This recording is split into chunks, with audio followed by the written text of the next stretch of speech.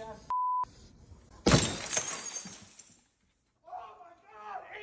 Oh my God! Amy, please call the cops, please! Amy, please! This 32-year-old Florida man baby, Enrique Rodriguez, was caught on camera by his ex-girlfriend punching out her window in a blinding fit of rage.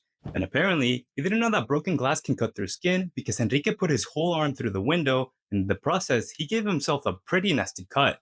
I'm talking side to side. And it wasn't a surface level cut either. This man seems to have cut through his winter layer because he ended up with nerve damage. I'm pretty sure you'll have heard the phrase going from 0 to 100, but honest to God, I've never seen anyone go from 100 to 0 this fast. The testosterone-filled scary man turned into a baby crying for help from the same woman he had just assaulted.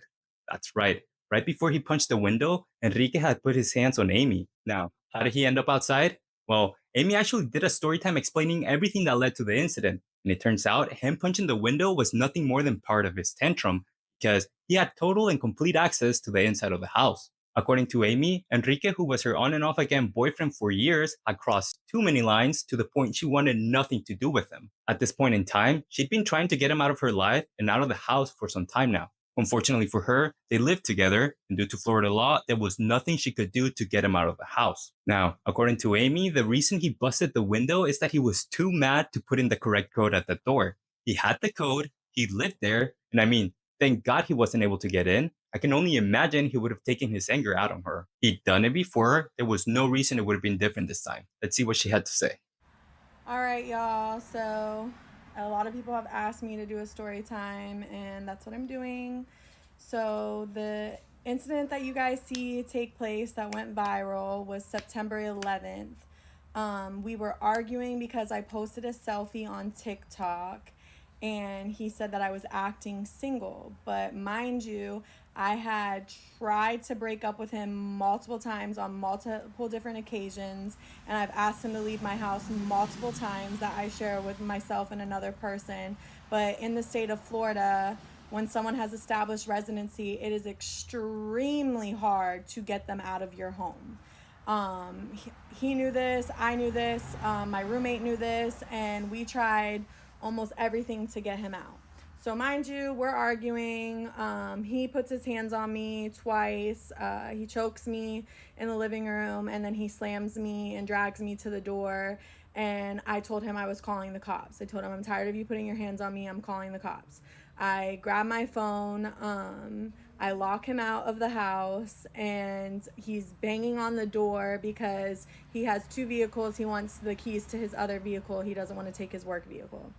I'm scared to let him back in, so I proceed to let him bang on the door. And I grab my phone and I start recording because I don't know what's going to happen next. He's very unpredictable. So I'm recording, and he's banging on the door. We have a door code, a 4-digit door code to get into our house. He's trying to put the door code in wrong, but he's in such a fit of rage that he puts it in wrong 2 times. I'm not making it inaccessible for him to get into the house. I'm not holding on to the door. I'm not doing anything. The only thing that I'm doing is standing there recording. Well, if you go to my Facebook, and you got to spell my name correctly, it's Aimee and then Murphy, Murphy. You can see the whole video. You can hear what he says before he punches the window. The girl that you see in the video is his daughter. He grabs his daughter, grabs his keys, says, let's go. And his daughter is outside still at the time when he punches the window. He says what he says. He punches the window. Well, I was just like, what the heck just happened? I'm just in shock. Now, mind you, this man just hit me 2 times inside.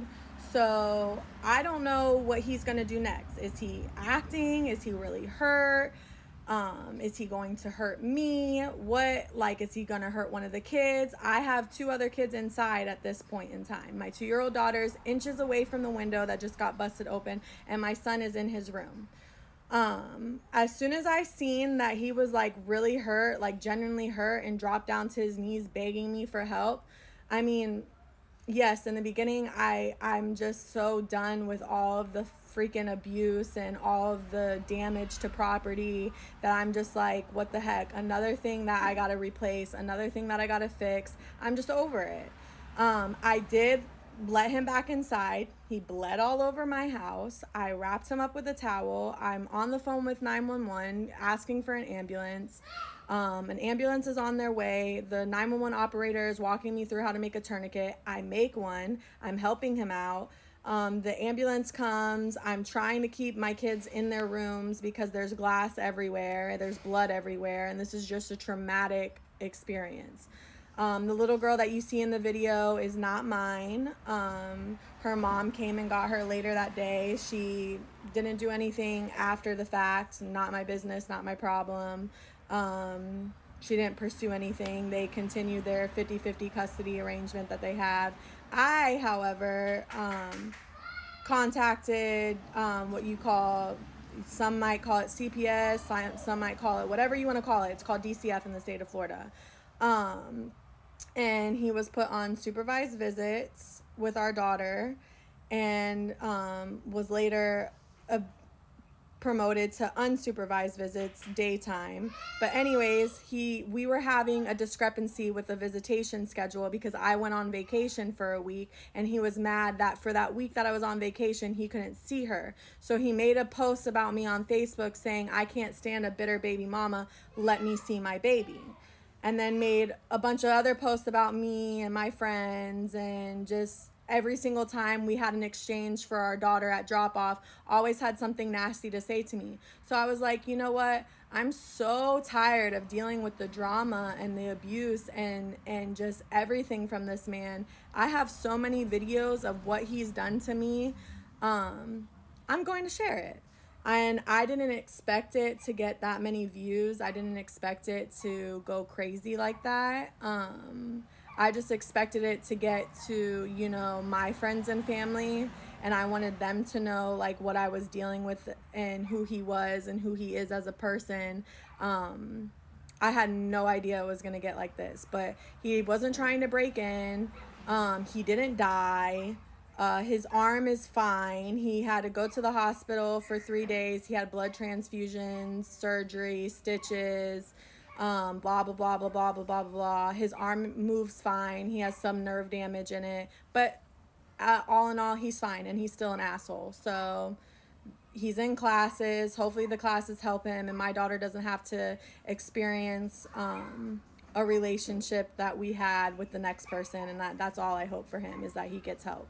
Honestly, Amy's a better person than I am. It takes a special kind of angel to call the ambulance on someone who's been abusing you for years, especially knowing that he was trying to get in to beat you while your kids are in the house. And who would have thought that this would have stayed private if he would have done some reflecting? But he continued being a douchebag even after she saved his life. So good on Amy for exposing him. Now, he did end up getting arrested for this incident, but it wasn't because Amy told on him. She had actually lied to the cops about the whole thing and had denied that he had put his hands on her. But thankfully, their roommate reached out to the cops to set the story straight. Let's see how it played out.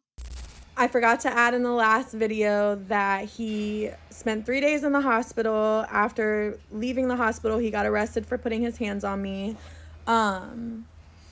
I didn't tell the cops, so if you look up the police report, it's gonna not say anything about him hitting me until after the fact, because I was still trying to protect him even the night that it happened. I lied to the cops and told them that he didn't hit me.